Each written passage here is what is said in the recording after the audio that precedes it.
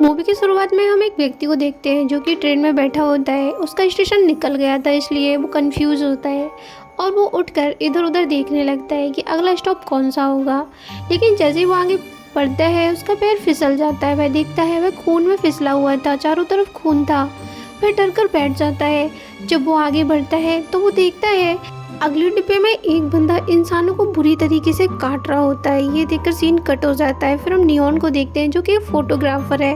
उसके जीवन में बहुत सारे स्ट्रगल चल रहे होते हैं। उसकी गर्लफ्रेंड होती है, उसका नाम माया होता है। माया यहाँ पर न्यूरोलॉजिस्ट होती है। वह अपने बॉयफ्रेंड से कहती है कि मेरी फ्रेंड ने तुम्हारे लिए एक जॉब देखी है। वो वहाँ जाता है तो वहाँ पर जो कंपनी की मालकिन होती है वो उसे अपने फ़ोटोग्राफ्स दिखाने को कहती है। वह अपने फ़ोटोग्राफ्स दिखाता है लेकिन वो फ़ोटोग्राफ्स उसे कुछ खास पसंद नहीं आते।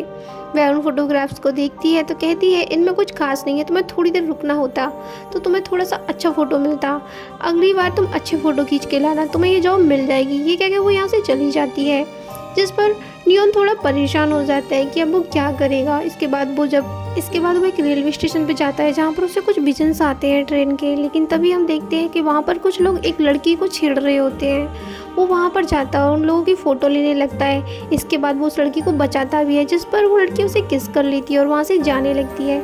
इसके बाद वो जैसे ट्रेन में एंटर करने वाली होती है, गेट बंद होने वाला होता है तो एक व्यक्ति हाथ अड़ा देता है जिससे वो गेट खुला रह जाता है। इसकी फ़ोटो भी यहाँ पर नियॉन ले लेता है, यानी कि उस आदमी के हाथ की। फिर वो वहाँ से चला जाता है। फिर हम देखते हैं उस लड़की को जो कि गाने सुनने के लिए अपना ईयरफोन लगाती है। इसके बाद जो पीछे बैठा हुआ व्यक्ति होता है वो हथौड़ा लेकर आता है और उस लड़की के सिर में जोर से मार देता है, जिस लड़की की वहीं पर ही दर्दनाक मौत हो जाती है। नियॉन अपनी गर्लफ्रेंड को कल के फ़ोटोग्राफ्स दिखाता है। वो फ़ोटोग्राफ्स काफ़ी पसंद आते हैं उसकी गर्लफ्रेंड को। इसके बाद हम उस लड़की की डेथ की खबर देखते हैं, यानी वो कल रात से ही लापता है जिसे उस व्यक्ति ने मार दिया था।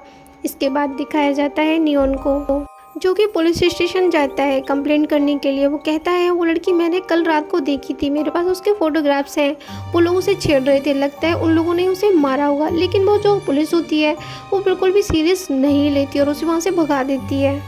इसके बाद वो फ़ोटोग्राफ्स उस कंपनी की मालकिन को दिखाने जाता है जो उसे काफ़ी ज़्यादा पसंद आते हैं और वो कहती है तुम मुझे और फ़ोटोग्राफ्स ला के दो, अगर वो फ़ोटो अच्छे हुए तो मैं यहाँ पर उनको पोस्ट करूँगी और जिससे तुम्हें अच्छा खासा पैसा मिलेगा। ये बात नियॉन अपनी गर्लफ्रेंड माया को जाकर बताता है। वो लोग बहुत ज़्यादा खुश होते हैं। तभी हम उसी ट्रेन में 3 लोगों को देखते हैं जिसमें हस्बैंड वाइफ और उनका एक फ्रेंड होता है। यहाँ पर लड़की को कुछ अजीब सा लग रहा था, उसे डर लग रहा था। तभी वो उसे समझाते हैं तुम डरो मत, हम तुम्हारे साथ तो हैं, तुम्हें डर नहीं लगना चाहिए। लेकिन वो लड़की बहुत घबराई हुई थी। उसका हस्बैंड उसे समझा ही रहा होता है कि तभी अचानक से एक व्यक्ति आता है और उसके दोस्त के सिर में हथौड़ा मार देता है। इसके बाद वो उस लड़की के पति को भी मारता है, लेकिन जब जैसे ही वो उसकी पत्नी की ओर बढ़ता है उसका पति उसे पकड़ लेता है। वो जोर से हथौड़ा उसके मुंह पे मारता है और इसके बाद उस लड़की की ओर बढ़ता है और धीरे धीरे उस लड़की को भी वो ख़त्म कर देता है। जब वो किलर वहाँ से निकल रहा होता है तो नियॉन उसकी फ़ोटो ले लेता है और यहाँ पर जो किलर होता है वो उसको देख नहीं पाता और वो उसकी फ़ोटो लेता रहता है। यहाँ पर वो देखता है उस हाथ में अंगूठी को, लेकिन तभी किलर को पता चल जाता है और वो उसे रोक लेता है। लेकिन वो उसे कुछ करता नहीं है और वहाँ से चला जाता है। वो एक होटल में जाता है, नियॉन उसका पीछा कर रहा होता है। तभी उसे याद आता है ये तो वही अंगूठी है जो उसके फोटोग्राफ्स में मौजूद थी, यानी कि वो लड़की उसी किलर ने मारी है। तभी वो उसका पीछा करता है, उसके पीछे पीछे उसकी फैक्ट्री के अंदर चला जाता है जो कि काफ़ी ज़्यादा घनी आबादी में होती है। नियॉन उस किलर की एक जगह पे जाता है जहाँ पर इंसानी बॉडीज टंगी हुई थी, जिसको देखकर नियॉन बहुत ज़्यादा हैरान था। अगले दिन उस किलर को दिखाते हैं जो कि लास्ट ट्रेन का वेट कर रहा होता है, जिस ट्रेन में शाम को कोई नहीं जाता। इधर एक पुलिस इंस्पेक्टर नियॉन को उसके पीछा नहीं करने देता। वो कैमरे की वजह से उसे वहाँ रोक लेता है और ट्रेन मिस हो जाती है।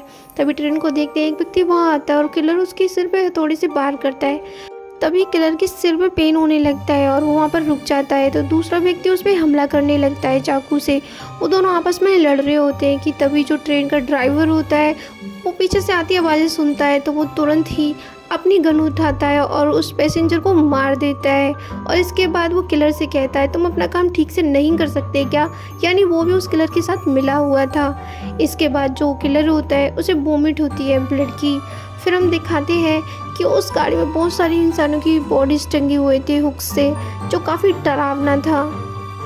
और ये नाइटमेयर यहाँ पर नियोन को आ रहे होते हैं। तभी अचानक से नियोन उसी जगह पे पहुँच जाता है जहाँ पे वो कल आया था। वो देखता है वहाँ पे बहुत सारी इंसानी बॉडी थी और वो किलर भी वहाँ मौजूद होता है। किलर उसे देख लेता है और उसका पीछा करता है। वो जैसे तैसे वहाँ से बच जाता है, लेकिन माया जब घर पर आती है तो वो फोटोग्राफ्स देखती है। यहाँ पर नियोन उसे बताता है कि जो भी उस लास्ट वाली ट्रेन में रात को बैठता है वो किलर उसे ख़त्म कर देता है और उसके मांस को काट कर बेचता है। लेकिन यहाँ पर माया उसका बिल्कुल बिलीव नहीं करती। वो उससे कहती है तुम्हें अपनी जॉब पर ध्यान देना चाहिए, तुम्हें ये सब छोड़ देना चाहिए। नियोन को थोड़ा सा बुरा लगता है, लेकिन वो नहीं मानता और उसी शाम को फिर से किलर का पीछा करता है और उसी ट्रेन में चढ़ जाता है। इस बार वो उस ट्रेन में चढ़ चुका था और चुपके से वो एक जगह पे बैठ जाता है और उस किलर की फ़ोटो लेने लगता है। जब किलर दूसरे लोगों को मार रहा होता है तो नियोन ये सब देख रहा था और धीरे धीरे वो काफ़ी सारी फ़ोटोज़ वहाँ पर क्लिक कर लेता है। वो किलर उनके मुंह में कुछ लगा देता है, उनके दांत उखाड़ने लगता है। इसके बाद वो उनको गंजा कर देता है। बुरी तरीके से वो लोगों को मार रहा होता है, लेकिन तभी उसे नियोन के बारे में पता चल जाता है और वो नियोन की तरफ दौड़ने लगता है। नियोन अपनी जान बचाने के लिए वहाँ से भागने की कोशिश करता है, लेकिन वो किलर उसे पकड़कर बेहोश कर देता है। जब उसे होश आता है तो वो भी उल्टा हुक से लटका हुआ होता है। तभी उसके पास एक क्रिएचर आता है जो कि उसको पकड़कर कुछ मार कर देता है। वो किलर ये सब चीज़ देख रहा था। अगले दिन जब उसे होश आता है तो वो बिल्कुल सही सलामत था और उस फैक्ट्री से वो बाहर निकल आता है। जब वो बाहर आता है तो वो सभी को ये बात बताने की कोशिश कर रहा होता है, लेकिन माया भी ये सब नहीं समझ पा रही थी कि उसके साथ क्या हुआ है। वो उसे बताता है कि वो किलर कैसे लोगों को मारकर वहाँ पर उल्टा लटका देता है और फिर उन्हें काट देता है। इस पर माया को भी थोड़ा सा अजीब लगता है। वो अपने एक फ्रेंड को लेकर उसी किलर के जगह पर जाती है जहाँ का एड्रेस नियोन ने उसे दिया था। वहाँ पर उसे बहुत सारे हथियार मिलते हैं जो कि काटने के काम आते थे। तभी वहाँ पर वो किलर भी आ जाता है। वो उसके दोस्त को पकड़ लेता है। माया को एक डायरी यहाँ पर मिल जाती है जिसमें सारा डेट और टाइम लिखा था। जो भी किलर ने जिन लोगों को मारा था सारा कुछ डेटा उसमें होता है। ये देखकर तो माया भी सहम जाती है और उस डायरी को अपने पास छुपा लेती है। लेकिन जैसे वो निकलने वाली होती है वहाँ वो किलर आ जाता है। लेकिन यहाँ पर माया अपनी जान बचाते हुए जैसे तैसे बाहर निकल जाती है और पुलिस के पास जाती है। तो जो पुलिस वाली होती है वो ये कहती है कि यहाँ पर उसी ने तुम्हारे ऊपर उल्टा केस किया है कि तुमने उसकी डायरी चुराई है, लाओ उसकी डायरी मुझे दो। लेकिन वो कहती है मेरे पास डायरी नहीं है, वो डायरी मेरे दोस्त के पास थी, तुम पता लगाओ मेरा दोस्त कहाँ है। और ये कहकर माया भी वहाँ से निकल जाती है। ये बात को नियोन को फ़ोन पे बता रही होती है कि तभी वो पुलिस इंस्पेक्टर उसके पास आ जाती है। तो वो उसी पे गन तान देती है। तो यहाँ पर वो उससे पूछती है मेरा दोस्त कहाँ है। तो पुलिस वाली बताती है तुम्हारा दोस्त उसी ट्रेन में है जहाँ पर लोगों को काटा जाता है। यहाँ पे पता चलता है कि पुलिस वाली उसी किलर से मिली हुई थी, यानी उस ड्राइवर से और उस किलर से। ये जानकर तो यहाँ माया बहुत ज़्यादा डर जाती है और पुलिस वाली उसे बताती है कि अगर तुम्हें बचना है तो तुम उसी ट्रेन के पास जाओ जहाँ पर तुम्हारा फ्रेंड मिलेगा। उसी ट्रेन में जाती है जहाँ पर वो बहुत सारी बॉडीज टंगी हुई देखती है और वो डर जाती है। तभी माया खुद को संभालती है और वो अपने दोस्त को ढूंढने के लिए लग जाती है। उसे उसका दोस्त वहाँ पर मिल भी जाता है जो कि अभी भी जिंदा होता है। कि तभी अचानक से वहाँ पर किलर आ जाता है और किलर उसे ये सब करते हुए देख लेता है। वो जैसे माया को मारने के लिए आगे बढ़ता है वहाँ नियोन उसे बाहर से देख लेता है और वो चलती हुई ट्रेन के ऊपर कूद जाता है और अंदर जाने की कोशिश करता है। इधर वो उसे फाइट करने लगता है, लेकिन किलर उस पर भारी पड़ रहा था।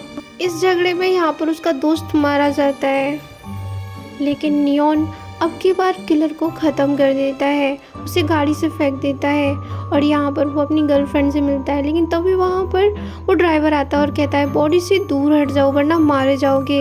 इसके बाद वहाँ पर वो क्रिएचर आ जाते हैं और वो उन बॉडीज़ को खाने लगते हैं। ड्राइवर यहाँ बताता है हम इन्हीं लोगों के लिए यहाँ पे लोगों को मारते थे।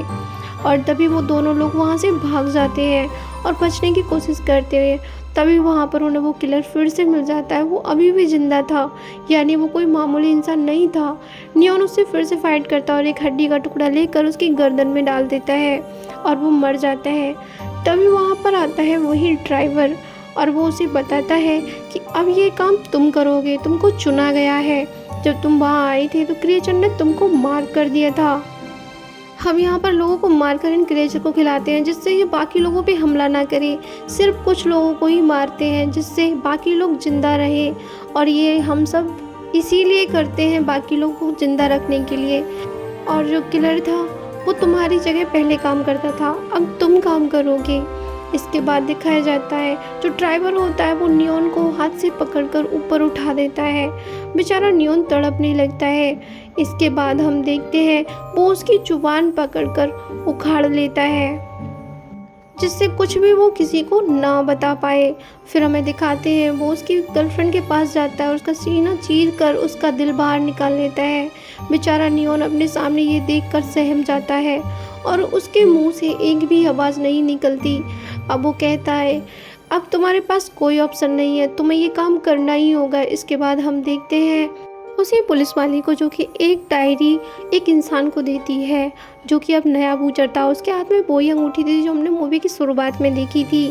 फिर हमें दिखाया जाता है उस न्यू बूचर को जो कि अब उस ट्रेन में मौजूद था और वो कोई और नहीं नियोन ही था, यानी कि अब वो ये सारा काम करेगा जो कि पहले वो किलर करता था। तो आई होप आपको ये मूवी पसंद आई होगी। तो वीडियो को लाइक शेयर करिए, चैनल को सब्सक्राइब करना बिल्कुल मत भूलना। फिर मिलेंगे एक और वीडियो के साथ।